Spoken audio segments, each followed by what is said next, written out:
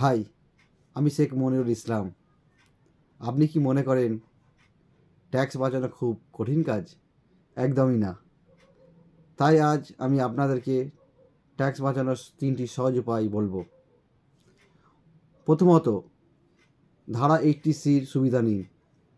LIC, PPF এবং বাচ্চাদের স্কুলের মাইনে দিয়ে আপনি 1.5 লক্ষ টাকা পর্যন্ত ট্যাক্স বাঁচাতে পারেন বা ছাড় পেতে পারেন।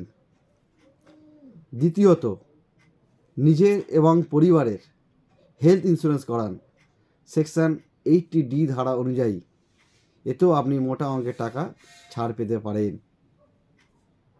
আর তৃতীয়ত হচ্ছে NPS, সাধারণ ইনভেস্টমেন্টের বাইরেও অতিরিক্ত 50,000 টাকার উপর ট্যাক্স ছাড় পাবেন।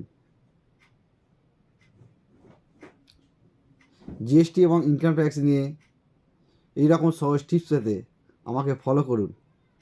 আর কিছু প্রশ্ন থাকলে আমাকে কমেন্টে জানাও।